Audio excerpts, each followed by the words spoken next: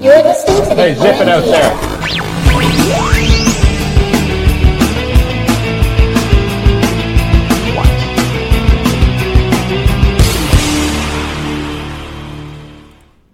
All right, well, we're all zipping it out here, apparently. Welcome to the first episode of the OMG Hour, episode number 314.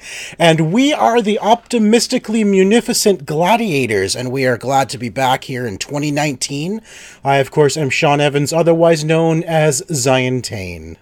And I am Tico, Mr. Second Place, and the giggling that you may hear in the background every once in a while is, of course, my daughter Leah, because what would be a show without, me telling your daughter to zip it? Passively watching my child. Well, who needs to watch a child when there's television, right? Listen, there's a television and an Xbox out there, and I got her McDonald's for dinner, so she's having one of her best days this ever. Is best day ever. Yeah, she is doing pretty well for herself. So she's loud. Before we jump into looking forward to 2019, which is something I always enjoy doing at the beginning of the year, of course, we've got some television to talk about. I want to talk a little bit about some board games later. Yes. Hint, there's one of them sitting on my table right here. But let's do a little quick follow-up about, of course, Christmas came and went, and for you, Christmas and Hanukkah came and went. And did you get anything cool? I got myself some stuff. Shannon actually did pretty good this year. I mean, I got some cool stuff, the usual clothes and stuff. She actually, I don't know if I can reach it from here, but she got me. I'm gonna reach it anyways. Hang on, I'll be right back. Oh, here. Okay. Do do do do do do do.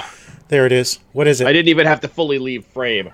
So she got me this actually really cool He-Man Masters of the Universe art book. Oh, cool. So this is and. It goes. It's probably not framed very well, but it goes through the cartoon, the television series, the toys, and it discusses there's a whole bunch of the toys that they had made, and it has like the mock drawings, a prototypes and mock drawings of some of the toys that didn't make it to market. That's cool.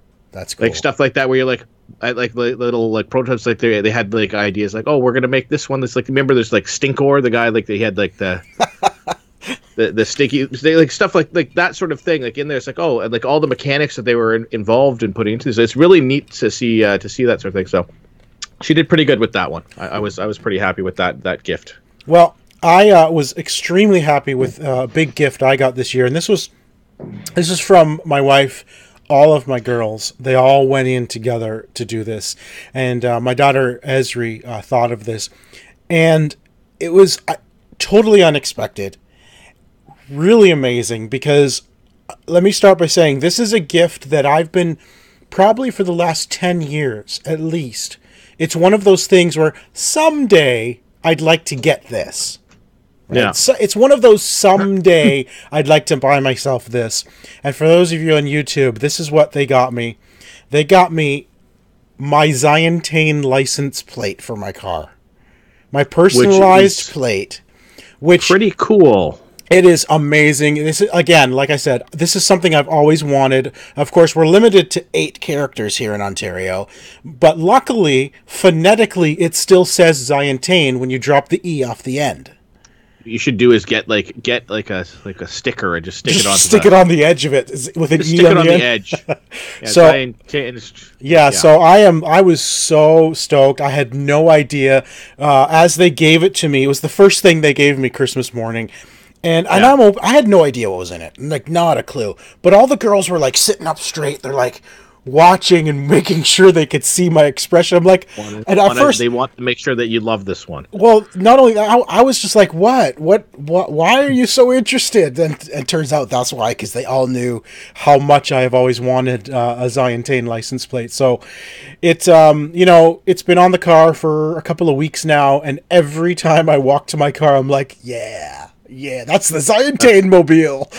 That's a pretty cool setup. I don't know what I know it's involved to get this. You have to apply for it and make sure that that's not some swear word in Cantonese or something like that. Right, yes. And they had to grab my license out of my wallet because they have to put in order to register it to me, they needed my license number. But they did it, and I had no clue, and it was amazing, and I love it. And yeah, that was like nothing else mattered after that. You know what I mean? It was just like, Yeah, no, that's a very cool gift. yeah. So yeah, Zion Tane license plate. That was awesome. I'm so happy with that.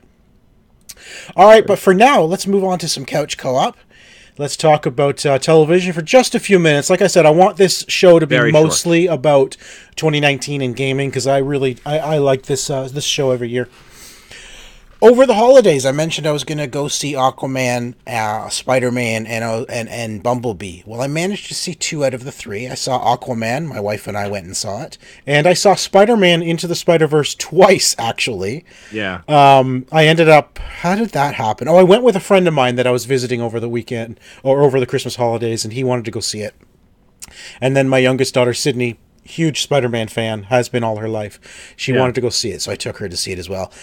Spider-Man Into the Spider-Verse. I know you saw it as well. I did. Jordan and I. My son was in from Calgary for the holidays, and so we had a random afternoon. It's like, well, let's just go see a movie. Amazing movie.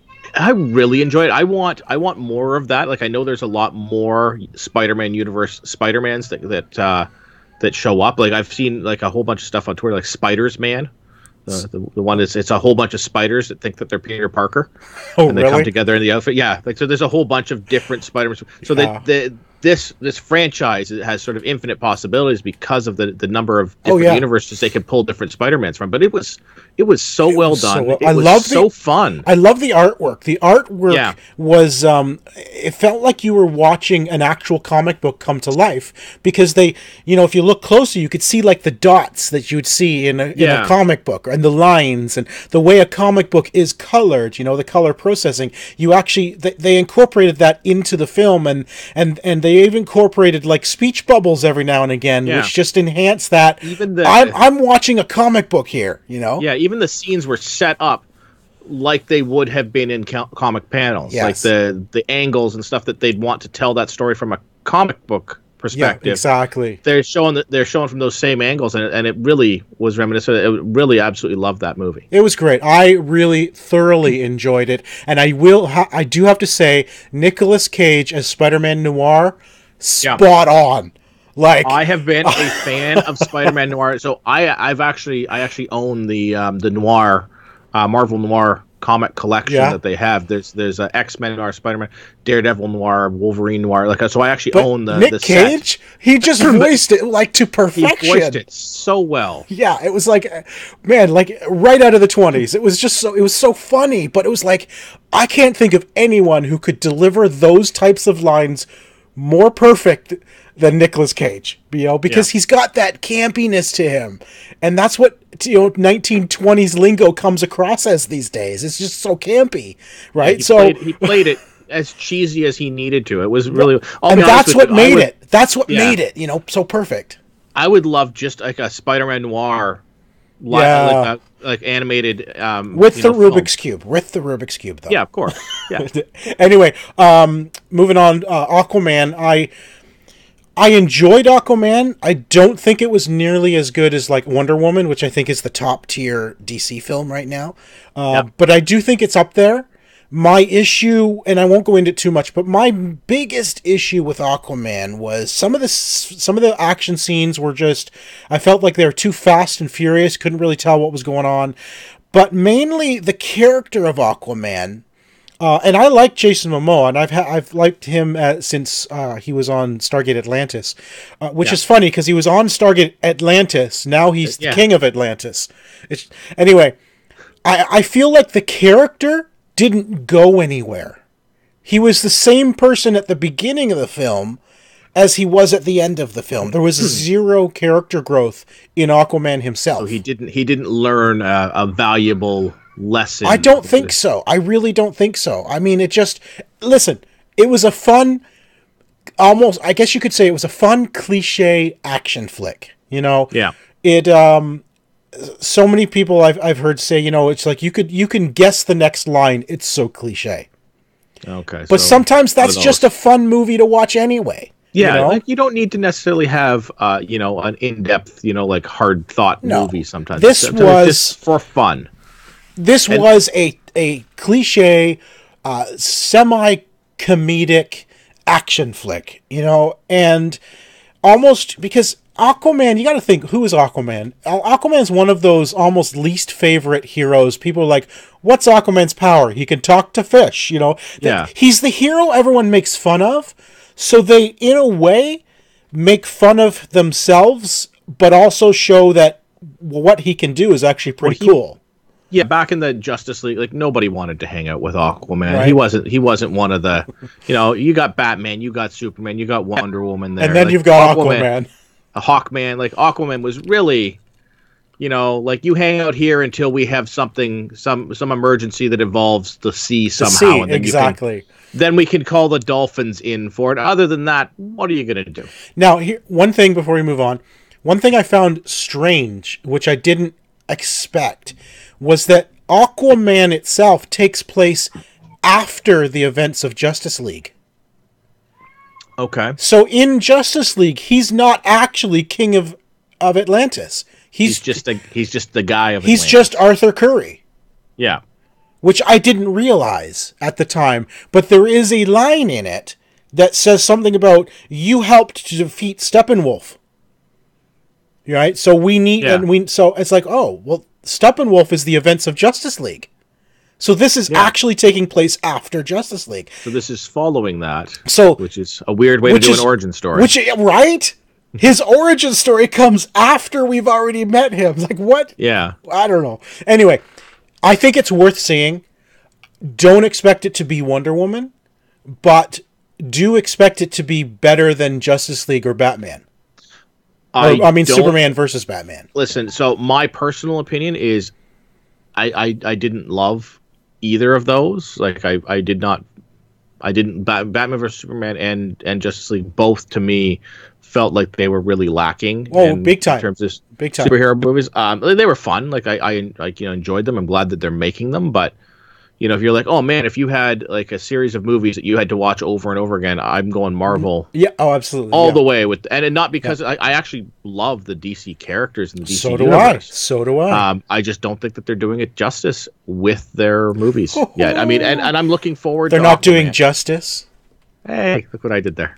No, I would, if I was to rank them, I'd put Wonder Woman at the top, and then either Man of Steel or Aquaman. I can't quite decide. Maybe I think Man of Steel is a little bit better than Aquaman, but I think that's sort of, they're like right there on par with each other.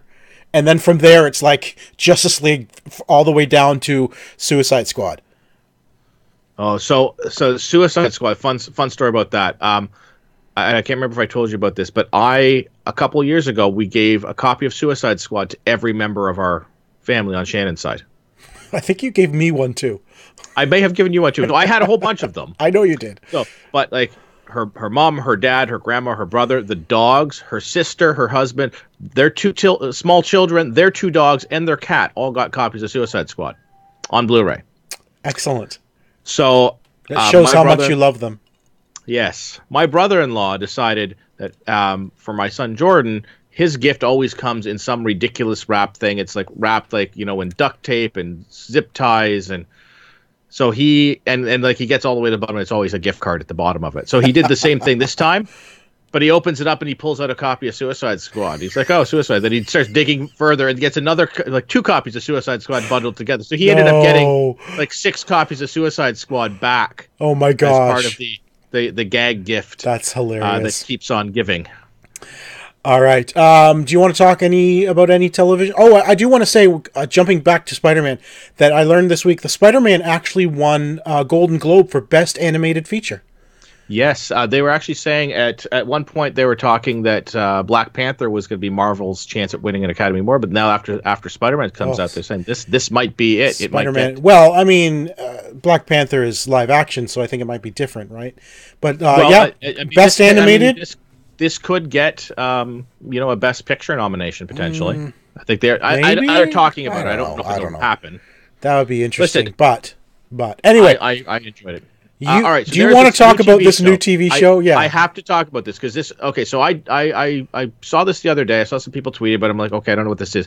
This is a new reality show. It's based off of a Korean show called The Masked Singer. It is it is a singing competition where all of the singers are celebrities of some form. They're sports stars, they're music stars, they're television stars, movie stars, but they are all fully done up in like full outfits and masks. So you have like, no clue who it is. You have no clue who it is. They have little clue packages about them, like they talk about how their lives a little bit, and their voices are like like high pitched Alvin and the Chipmunks when they're doing that. And then they sing a song, and they go head to head against another celebrity as well. And whoever wins of that matchup is safe for the next week.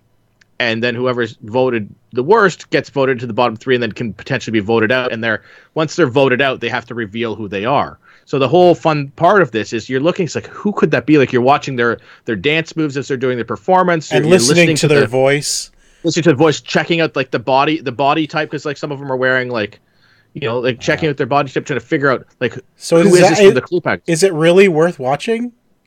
Shannon and I watched the first 2 episodes and had so much fun with this. So we're sitting here, okay, who could this be? Like, we're thinking, okay, this guy might be this person might be this. And we had a lot of fun. You're good at that, though. You're good at knowing a lot of people, because you do sports, you do movies, TV. Yeah. Like, it was really fun to do, and it's very entertaining.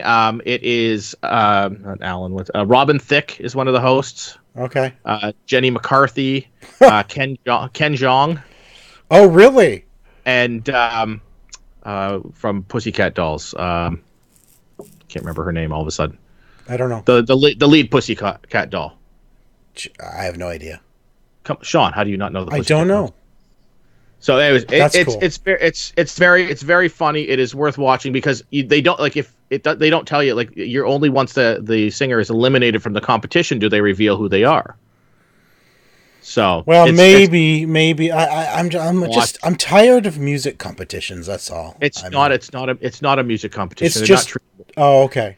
They're not treating the music They're not treating the music seriously. They're not like really legitimately judging their voices or anything like that. They're based off of their performance. It's closer to like they are really singing. It's closer to like a lip sync competition thing. It's closer to that. It's more the pageantry about it. It's just fun. All right. Yeah. Well, maybe my wife and I will sit down and watch it then. We'll see. Watch it, because then we can discuss who we think each of the characters are.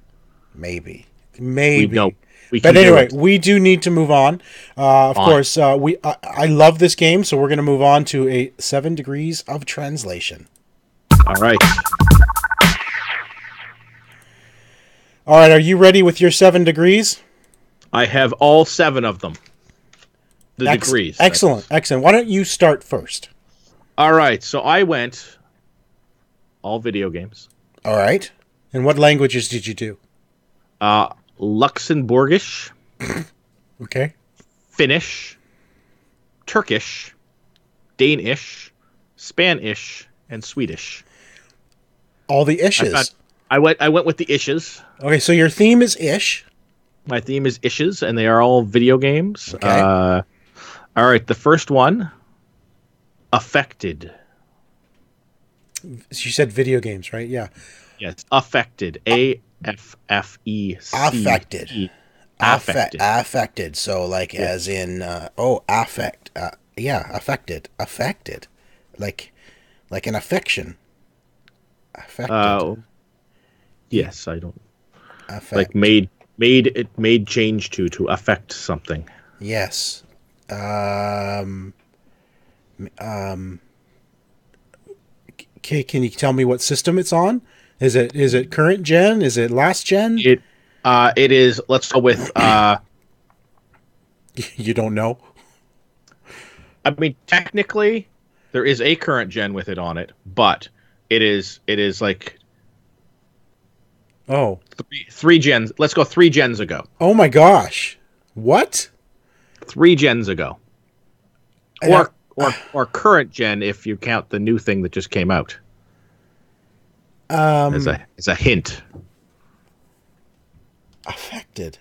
I have no idea. Does Leah know? I don't think Leah does. Say hi to everybody. Hi, Leah. All right, Leah, can you go? Okay, come on.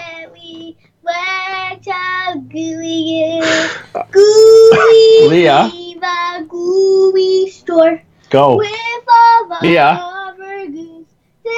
You're gonna lose your video game time. Wow, that Yeah. that stopped it right there. Yep. I have nothing. I've got nothing All right. for affected. All right. It is Twisted Metal. I would never have come up with that. I don't think you should have. But yeah, it's like 3 generations ago, but the PS1 Classic just came out. Yeah. Which I believe it is on. That I would never have gotten Twisted Metal out of that. All right, so my languages, I went with Hebrew, Hindi, Hmong, Hungary, Icelandic, Igbo, back to English. So you went HHHIIE. I did. I went down the list. I do want to say I found something interesting about the translations. I found that when with these titles, and I'll tell you afterwards what some of them came up with. When I did these titles with like your traditionals, Japanese, Chinese, and go through the traditional ones, they came back to something very much the same. And I think it's because those are like the standard languages. But then when you throw in things like Hmong or Igbo, which are not so common, that's, I think, what kind of messes things up. Because they would have maybe less words to describe that word. Yeah. Right? So it becomes something else.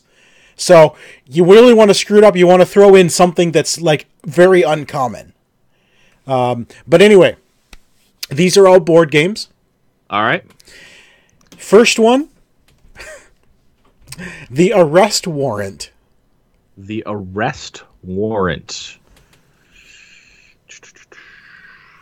The Arrest Warrant. This board game. They're all board games. All right. The Arrest. Cards Against Humanity. No. Betrayal Legacy. Well, that doesn't make sense. I almost went with board games today, by the way. Oh, did you? I almost did it. Yeah. I will say, by the way, you are currently sitting at you're batting a 481. Ooh. Going into the new year. Going into the new year. I thought we were resetting the stats for the new season. No, we are not. No new season. All right. What's my next one? We got to run through these quick. All right. Absolutely Zero Limits. Absolutely Zero Limits. Unlimited.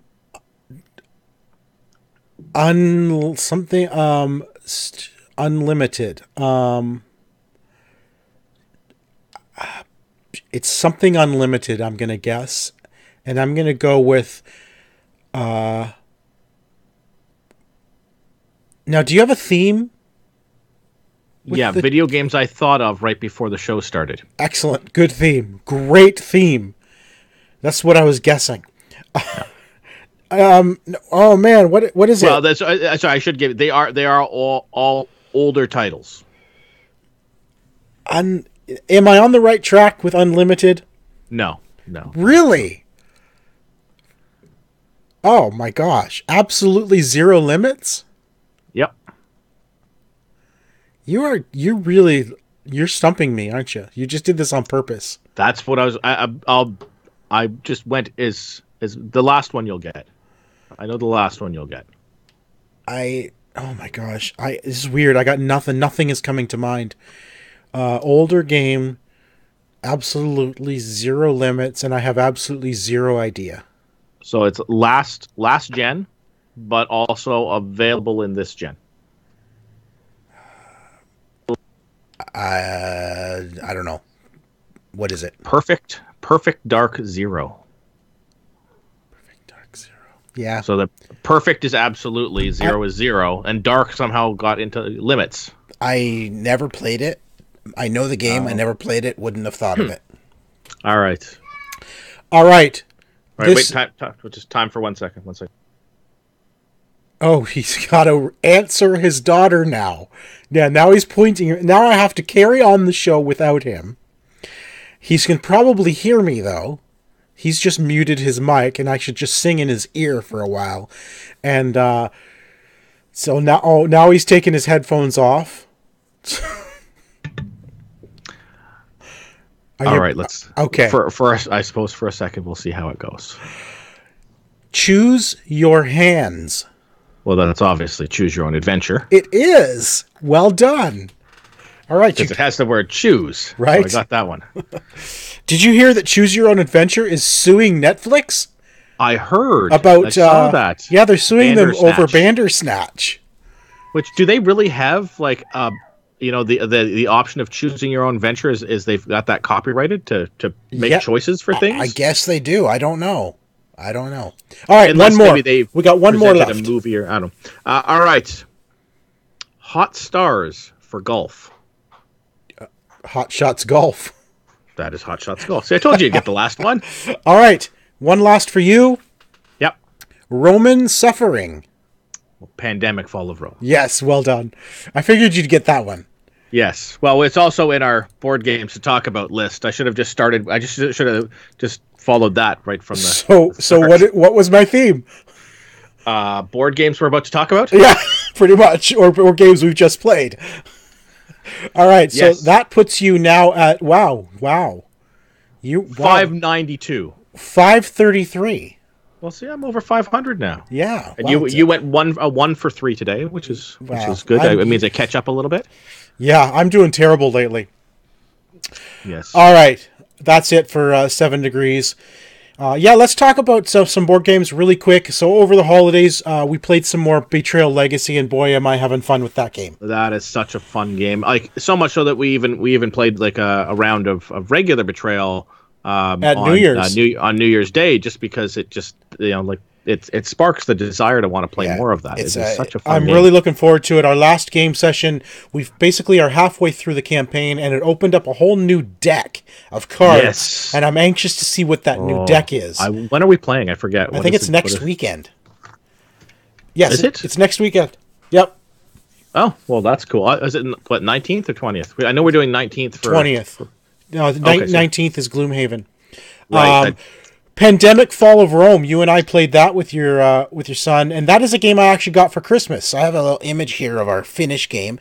Yes. This was I love the Pandemic series. I have all of the Pandemic games. What I really like about the different Pandemics, like Iberia, Fall of Rome, Rising Tides, Reign of Cthulhu is they have the Pandemic mechanic, but they all feel so different. Yeah, like it's themed, and like so you're not playing. It's not viruses that you're blocking out. It is the yeah. invading horde. In the invading horde in Fall of Rome, so you have to prevent Rome from falling. So there's Yeah. 5 different barbarians, as they call them, who are invading, and they run through a line. They actually follow a path, and you have to stop them from invading Rome.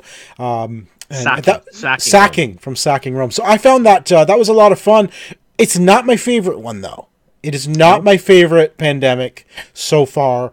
I think my favorite of all of them, honestly, is Reign of Cthulhu. Reign of Cthulhu was a lot of fun. Now, have you played the Rising Right, Tides? I did play Rising Tide. That one is pretty good. Yeah. But I think Fall of Rome is my least favorite, but I did have fun. The issue with Fall of Rome is you really have to play differently. You can't go in expecting to play like you would Pandemic. It's very, very different. You have to think a lot differently. Yeah, I actually picked up a copy of the original Pandemic last week. I've actually never owned Pandemic, so I actually got a copy pretty cheap. So that's awesome. Choose Your Own Adventure. You and I played the board game, essentially, of Choose Your Own Adventure. yes, 5 chapters, and it really is like you read the story, you decide as a group which one you want to do, and you just move, and there's dice rolling, and there's psychic meters, and there's difficulty, there's challenges, and you items that you can pull out. And if you have a certain item, then it allows you to do a particular action. It was a lot of fun. It started out, I think, pretty good, and then later on, I think it just got weird. It got a little odd. Like, so House of Danger, Choose Your Own Adventure, House of Danger, they are making more of these. So House of Danger was the first one that's come out. House of Danger, it has a weird sort of bumpy type vibe to like this. Yeah. Like you're going through and it's like, oh, this is super dark and mysterious and everything like that. And oh, there's a giant rat all of a sudden. No, but then it just gets weird. It's just it doesn't. Like, I like the spooky, I like the sort of haunted house part of it, but then it went beyond haunted to just silly. Yeah, there was there was yeah, so the monkey playing the violin at random Right? times, And it was and then the mobsters that got involved somehow. It just seemed like a mashup of yeah, like it's just so weird. I mean, I enjoyed it. Don't get me wrong. I thought it was fun. It was just an odd directions it took. I had a lot of fun with it. I do hope they make more of these because, and I believe they have announced they are coming out with more of these. Good. I did have fun with it. It was very reminiscent. I used to read these books like crazy. I so love these really books. Yeah, I used to love these books. The Choose Your Own Adventure, the fantasy flights, the Steve Jackson, Ian Livingston books. I don't know if you remember those, Death Trap Dungeon and stuff like that. Yeah. I finally got Gloomhaven sitting right here beside me. Lift it up, Sean. Oh my, Lift it up. Oh, this, if I can. This is the biggest board game box I have. Look, it's about what, 3 times the size of my head, or more. This game. And you have a huge head, so. Thanks, Tico. I mean, holy crap! I have never seen a box so big. Yeah. And this is a legacy style game, so there is persistence between play sessions. It's basically like a D&D dungeon crawler board game. I'm reading through the manual is like 60 pages long, full color. Wow. Like lots of words to read through. I'm about halfway through reading through the manual. Really looking forward to playing this. Again, we're playing this next week. We're going to crack this open. We're going to get our characters started. And I'm really looking forward to it. This has won so many different awards. This is huge. And they only print this like twice a year. Yeah, there's a lot of people who've been waiting. I bet, even when you posted your picture, there's a few people on your feed that says, "Oh man, where did you get that? I've been looking for that for ages." Yeah, so I was fortunate enough to get like one of 3 that JJ got in. Yeah. But I went in to get it because I was told there was coming in last week. And I just happened to drop in. Hey, is it here by any chance? Oh yeah, let me go grab it for you. He comes out with a shipping box, and he plunks the shipping box down and says, "Here you go." And I'm like, that's one game. Oh yeah, I was thinking this would be like at least 2 of them, 2 or 3 in no, one box. He just gave me the whole shipping box. Says, "Here you go."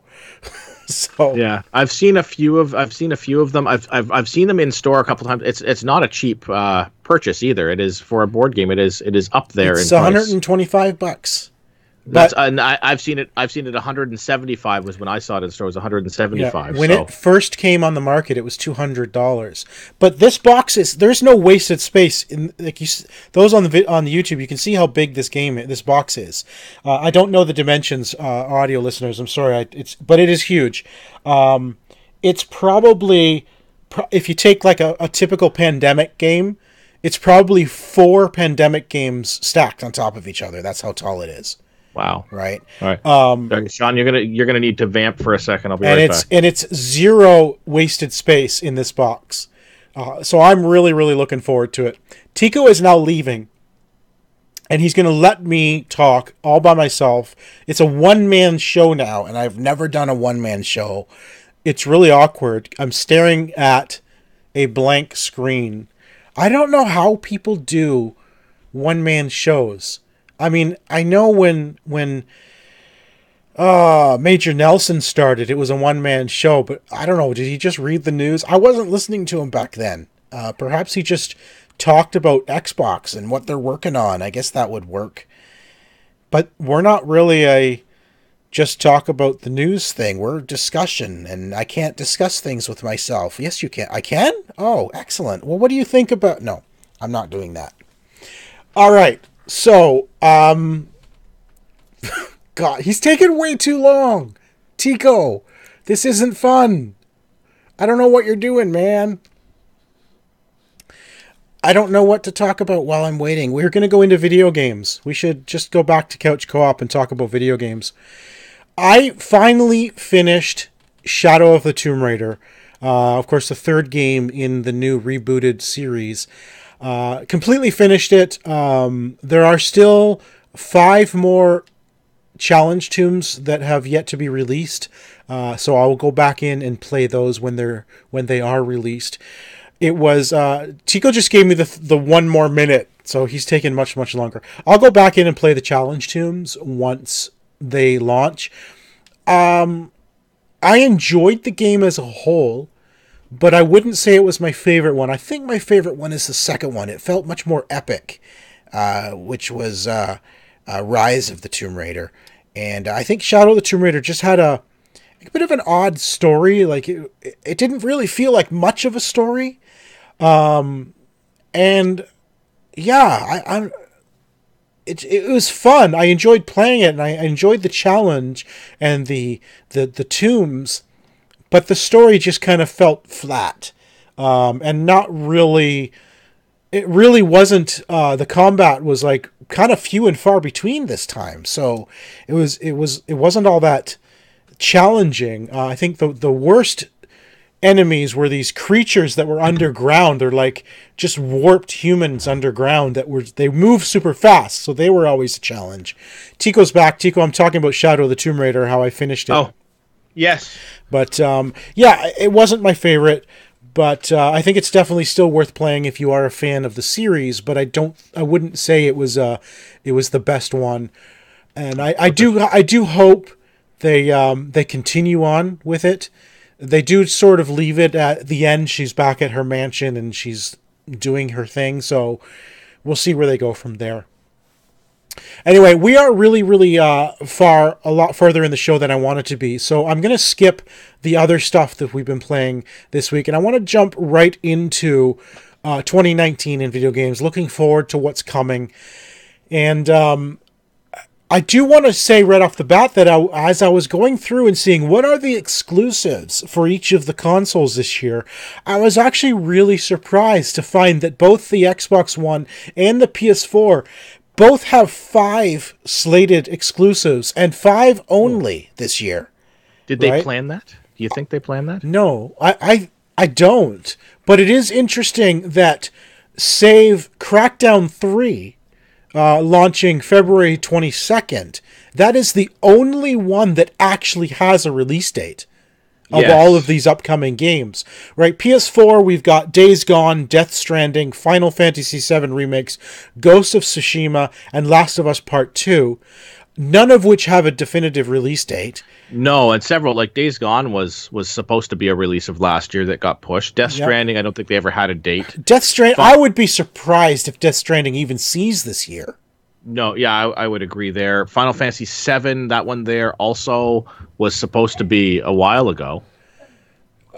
I don't think that was ever given a date. Like seriously, I don't think it ever was, and I don't know what date they could give it. It was just like, oh, it's coming. Great. When? Ghost of Tsushima looks amazing. But, with them not going to E3 this year, who knows when we're ever going to see any of this again. If they don't feel the need to show that off. I mean, and I'll be perfectly honest, 100% honest, none of those are super enticing to me. The only one that I would be excited for is Ghost of Tsushima. That's the only one from that list that I'm actually fully interested in. So Xbox One has Battletoads, Crackdown 3, Cuphead in the delicious last course, which I didn't even know was coming. No, neither did I. Gears of War 5 and Ori and Will of the Wisps. And I'm not sure I'm interested in much. Like Crackdown 3, I want to see it, but I'm not super excited, I think, because of how long it's taken to come out. I'm not expecting anything out of that. Gears 5 interested in, Ori interested in, but not like, man, I can't wait for that. I mean, I'm glad that they're coming, and again, with Game Pass, I get them anyway, so it's not like I have to worry about those ones. They'll show up when they show up. Exactly. So I guess for me this year, the exclusives are not selling points for either of the systems. Yeah. Right. So other than that, we have a couple of links that will be in the show notes below of what is coming out this year. Are there any games that you know of already that are launching this year that you're excited for? Off the top of my head, and it's an odd thing to make mention of, but I saw an article the other day that the Switch is getting a collection of board games coming to it, Really? including Pandemic, Seven Wonders. I'm trying to remember. Splendor, I think, and Munchkin was one of them as well, which I'm a huge What? fan of the Munchkin games. And it is coming to the Switch, I think, in April. Seriously? Yeah, that for some reason I'm super excited about that. Yeah, there's a few like the new Far Cry looks fun. I'm looking Oh forward to yeah, the that. new Far Cry. I mean, we're Far Cry fans, right? We are, yeah. Division Now, 2. oh my gosh, yes, Division Two. Let's see what else is. Ace Combat 7 is coming out. I I want to. I want to see it. I want to check it out. But it's not like, oh my gosh, I gotta have that game. Sean, you've seen me maneuver with a helicopter before. Yeah, no, that's not good. So imagine a very fast fighter jet. Imagine the stealth moves I pull with that one. Right? Yeah. So I mean, there's a few that I'd be interested to see, like Rage 2. Rage 2, On this I'm list. excited for. Although, yeah, you know what's funny? When they announced Rage 2, I was like, over the top excited. Yeah. And then they started showing gameplay. And I started getting apprehensive about this game. Because it just looked so frenetic. And like, I feel like you're going to have to really know what you're doing to play this game. Yeah, it's one of those like you gotta like make sure you hit this button, then this button to do a shot combo. Exactly, and stuff like that. right? Like, I am a little worried about that. The Phoenix Wright Ace Attorney trilogy coming out to I think it's Switch and PlayStation and Xbox. I mean, I had fun with those. I'll probably enjoy that. So I'm just scrolling the list here to see if anything jumps out at me as like, man, I got to play Two Worlds 3. Shut up. Where? It's on this list. Where? What month? On the unannounced Oh. area. Who needs another Two Worlds? Come on. Whoever played Who let the dogs out? Days Gone, by the way, is listed in Game Informer for April 26th. So have they given it a new launch date? I don't know. I And don't recall. Rage 2 is May 14th. Ooh, new Wolfenstein game. That might be fun. Oh, Animal Crossing for the Switch. That is exciting to me and my family. In fact, my daughter, Aria, wants to buy a Switch just for Animal Crossing. How much you want to bet they will have a special edition bundle? Switch? Oh, of course there'll be a bundle. There will be a bundle. There'll be a bundle. Now, we've now said it on the show, so we know how that works. It'll happen. I know. That's what I just said. Because we said it. I know. Okay. And then we get nothing. We'll get like no thing where it says like the news was first broken on the OMG hour. Right. I think of all the 2019 games, though, the one I am most excited for is Ubisoft's Skull and Bones. Yes, that does look really good. I am excited for that. I love the pirate stuff in Assassin's Creed. Yeah. So if this is what I am expecting and hoping for this to be, I am. Yeah, taking that aspect of Assassin's Creed and making a full game out of it.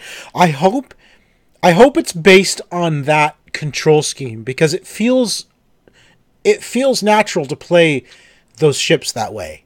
Yeah. Right? I hope they don't make it a little more complicated. Because right now it's like it makes sense to me in my brain. Yeah, I want it like what we get in Assassin's Creed now. I don't want them to go like, hey, let's go the Sea of Thieves route and you need 7 people to properly run this ship. And I hope not. It's like somebody's got to be in the basement with the map and somebody's got to be over here doing right? this. Right?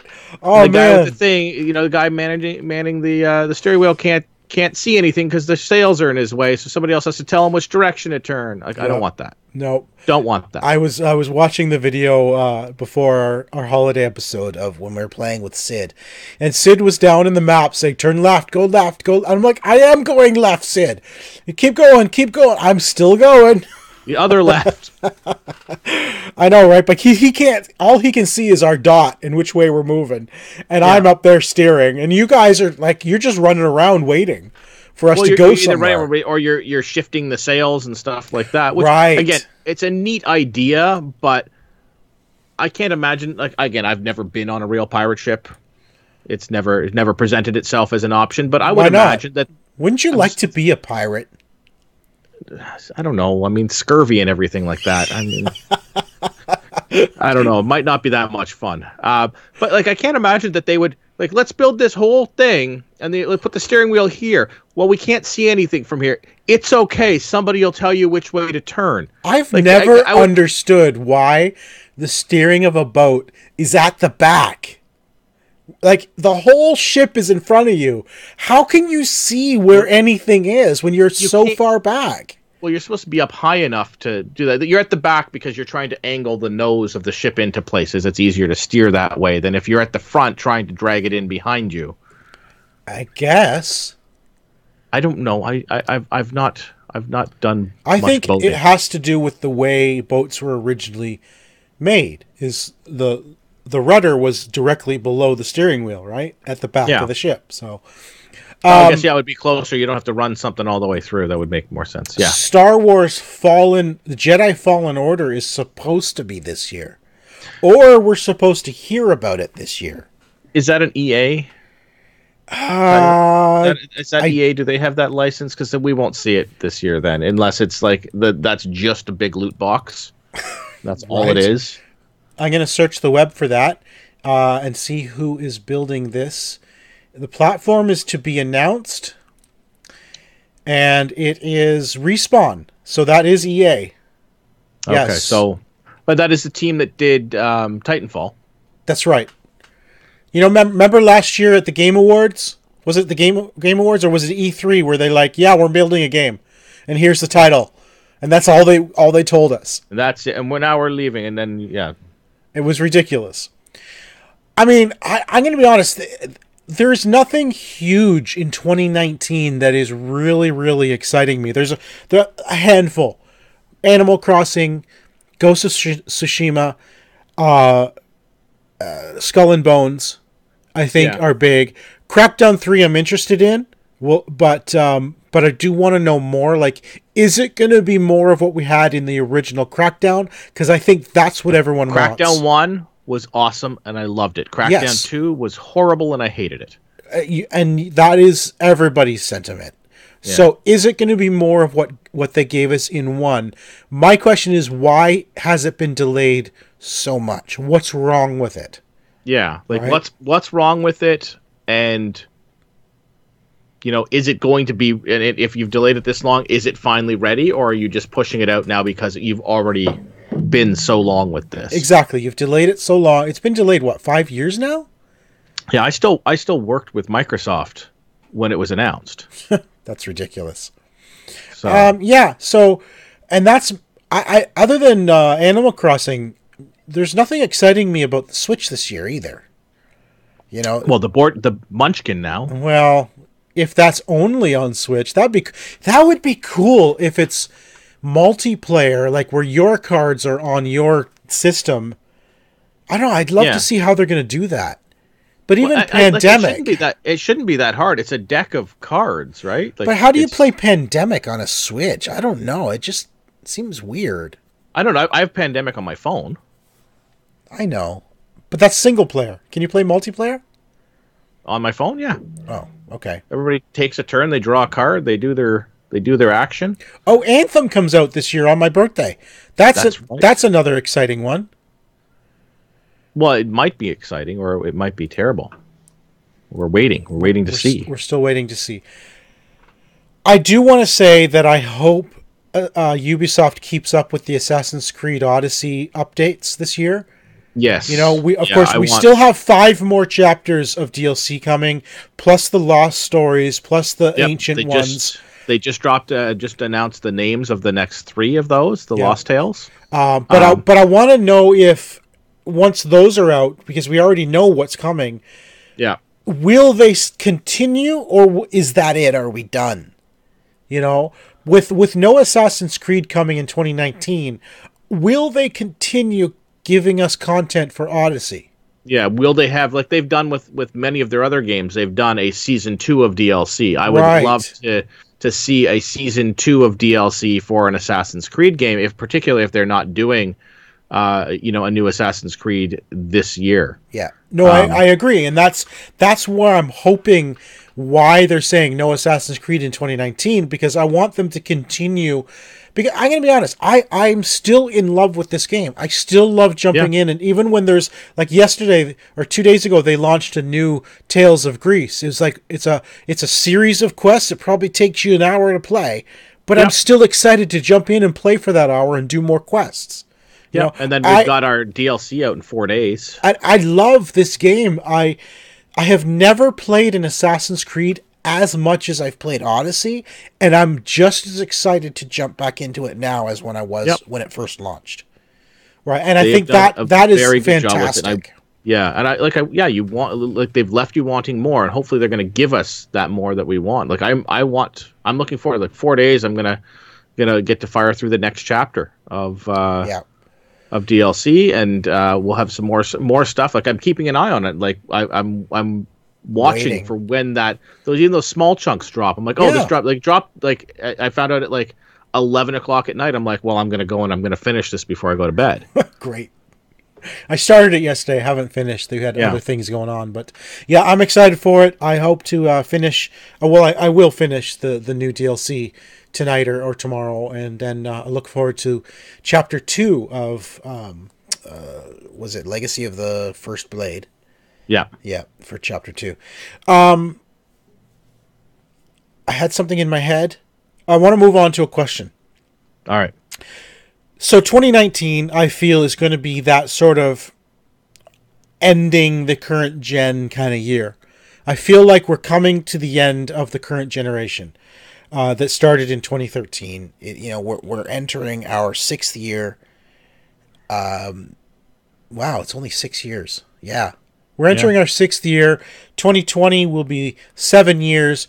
Do you think we will hear about the next gen consoles this year, or do you think, do you even want to hear about them this year? I'll be honest with you. I think it feels early.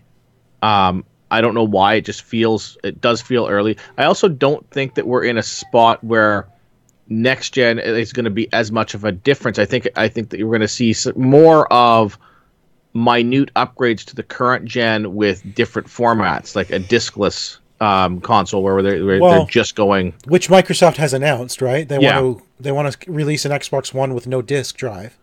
Yeah, but and more along the lines of the Netflix style gaming libraries, like your Game Pass, like that sort of content delivery system, as opposed to putting out a more powerful machine and just buying a whole bunch more games. I think that the digital is going to be the way it's going to go. Look at the trend Microsoft has started. I guess it was last year, or maybe the year before, when they started doing Xbox 360 backwards compatibility. Yeah. Then they threw in Xbox Originals, right? The trend here is that they've now created an ecosystem on Xbox that can play Xbox games, period. Yes. Right? I believe that they're going to continue that trend. I see, and I don't necessarily see it happening this year, but if they are, next year, come out with, like next Christmas, so 2020, end of 2020, they come out with a new system. Yeah. I believe that new system will be simply a more powerful Xbox One yet again. That's what I kind of think they're going, so that it just continues like a PC, right? It's more powerful, but every game you bought in the past, you can continue to play. There is no ending of this generation, let's move on to the next, and here's a bunch of new games that you can only play on that system. Yeah, and I think that's what we are going to see, is we are going to see like more of that. Like you've bought, and you're buying into the ecosystem. You're buying like sort of what Apple does too. Like they're eventually the console you have, you'll need to upgrade like you would with a PC, or a phone. But you're not going to be. I don't think you're going to see like leaps and bounds. It's not going to be like, oh man, here's the Xbox 260 or whatever, or Xbox 2. Yeah. I don't know. I went 2 and 360, combined the two, so I dropped one in one and went up in the other. But look what they're doing with Game Pass, right?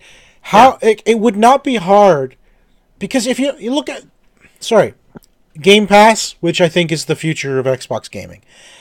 Second, you've got your backwards compatibility. And if you think, what are those backwards compatibility games? They're downloads. Right? Yeah. All you have to do is put your disc in and it downloads the game. So all they need to do is take that entire library and throw it into Game Pass. Yep. Right? And then allow you to stream games. I really think they're going to get to the point when, yes, you can download games because not everybody has the infrastructure for streaming. But then I think they might have maybe an iteration of Game Pass where you could have a streaming-only Game Pass. Yeah. Where you just choose a game you want to play and it streams to you. You don't have to download anything. Then imagine buying an Xbox that's like the size of an Apple TV. Like it's just this is just your unlock. This is your unlock to the service. It's just the brains to connect to the service to download or to stream. All you need is a graphics card and a processor enough to stream the game, right? And they can make it super small and probably cheaper. Yeah. But on the other side of the fence, I don't know where PS4 is going. Right, PlayStation Now is nowhere near as popular as Xbox Game Pass, but it does also have PS2 and PlayStation Classic PS1 games.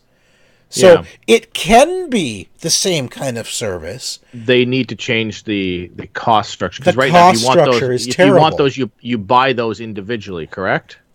I honestly don't know. PlayStation Now is a streaming service. Yes, I but believe it's you also pay expensive. But but the subscription is not cheap, and that's the problem. But I don't know if they were to announce new hardware. I don't know where we go from here. We've got 4K gaming. Xbox One X is like a super powerful machine, but nothing takes advantage of that power right now. So, is there really anywhere for us to even go yet? You know, we both have Xbox One X. Yep. But other than like 4K gaming, there's really nothing that takes advantage of that power. So, are we even in a position yet to say that the next gen games should come, next systems come out? And if they do, what are they? Are they just more powerful CPUs? I don't know. What is the technological leap forward for a next gen game at this point? I feel like we've hit a brick wall. I know that's the thing is going forward, what we can do with it. Yeah, like we don't need a new system until we've maxed out this one. Like we did that with the PS3 and the Xbox 360. They hit the wall. They were great systems, but they did hit a wall. They were maxed as to what they could do with those. And now we've got these new systems, and they have not hit that limit of what they can achieve with that. So I don't think that there's any reason for us to move to the next thing yet. I think PlayStation could probably do with another hardware iteration to bring them maybe up to par with the Xbox One X, because the PlayStation 4 Pro, while still a powerful machine, is still, spec-wise behind the Xbox One X, right? So the PlayStation 4 Pro will already hit a wall before the X will, but I also think the next gen PlayStation should have their PlayStation VR stuff built in. Like that little box unit you get for VR should be in the hardware. It should be built in. Yeah, you should just have to go to the store, buy your goggles, whatever they call them. Right. But the processor unit should already be in the system. Yeah. And it should be wireless. You shouldn't have giant cables to trip over. That's another story. I don't know about wireless. It would be nice. I think it would be nice to have the whole thing. Awesome. It would be amazing to have wireless. But just make it happen. I don't know. Let's put it out there, Sean, and it'll happen. Okay, let's just make it happen. That's how we do things here. We announce, and it has to happen. I think going back to my original question, do you want to hear about the next Xbox or PS4 this year? And I think no. I don't think we're ready to hear about them yet, because I don't think we're in a position where they're even needed. You know, I don't. I agree with you 100%. I don't think that they're needed yet. I think that they are at a point where, if you want to talk about it, whatever, but I don't need to distract with it. Let the developers and everybody work with what we've got still. Yes. If you start talking too much about that, they abandon what they're working on now to start trying to be the first ones out of the gate with the next gen stuff. Yeah.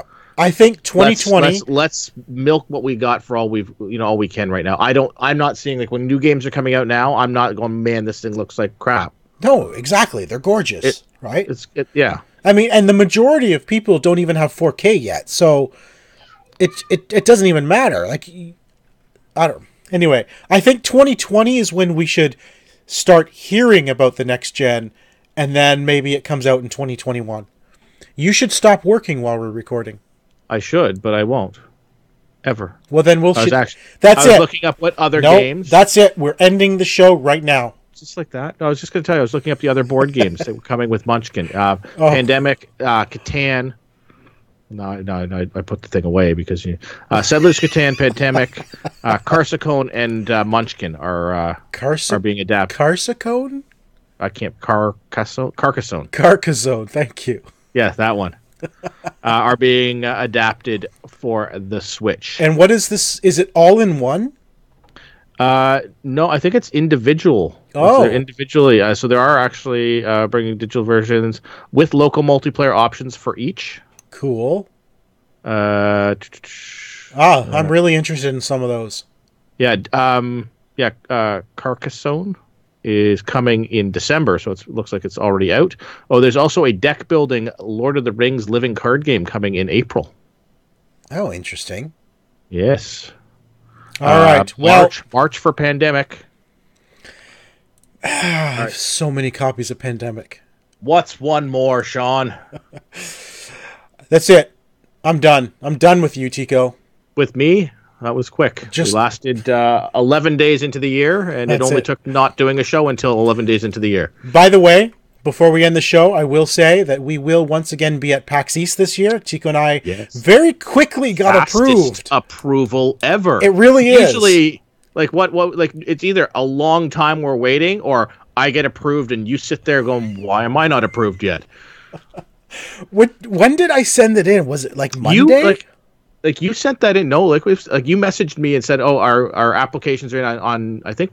Was it Wednesday? No, it wasn't Wednesday. Maybe it was Tuesday then. So you messaged me it was on Wednesday Tuesday morning. It was Tuesday, and we got those like just before midnight last night. Last night, yeah, 2 days we were approved. So I'm happy. Yes, it'll be my 10th year going to PAX East. It'll be whatever number of years I've been there too. I believe it's your 4th now. Okay, that 5th. I'm going to go with 5th. No, it's not. Anyway. That is it for episode number 300. It's pie. It's our pie episode. How did we not notice that? We should have had pie. It's our pie episode 314. Right, real quick. Favorite pie? Cherry. Okay. You didn't think I could answer that quick? I don't know. Real quick? What's your favorite pie? I like blueberry. Oh, blueberry's good, but my favorite is cherry. Anyway, I actually like to put all of them together. In one pie, the berries. Isn't that bumbleberry or something? Yeah, but I like the cherry, blueberry, and raspberry, like no strawberry. Ooh, that sounds good. Yeah. Anyway, if you're going to be at PAX East, let us know. I'd love to get together with some of y'all. So that is it for episode 314, The Pie Show. You can follow the show on Twitter at the OMG Hour. Give us a like, subscribe, and comment. Press all the buttons here except the thumb down one. Give us a good thumbs up. If you're not watching us on YouTube, come check us out on YouTube at youtube.com/OMGNexus, and you can see how big this Gloomhaven box is. It's huge. It's massive. Send us your 7 degrees of translation. We'd love to see. We'd love for you to challenge us. And, of course, you can follow me everywhere, including my car, as Ziantane, and that is Xiantayne. Except on the car when there's no E. Yeah, they're just going to follow your car around now. That's because you can follow me. You can just follow all these cars chasing me. Follow my car. You can follow me, not in my car. Yeah, you can if you want. You won't know which one because I don't have a fancy license plate like Sean does. But you can follow me on Twitter at Mr. Second Place. Well, what would your license plate be, Mr. 2 ND Place? Well, you can't fit the word place, though. Place without the A. PLCE. Can you help Mr. me open my chocolate milk? Leah, do you think that I'm still doing a show? Am I still doing a show? You want to say goodbye? Say goodbye to everybody. Bye. Tell everybody to follow us on Twitter and on YouTube and subscribe. Say subscribe. Subscribe. All right. Goodbye, All right. everybody. Bye, everybody.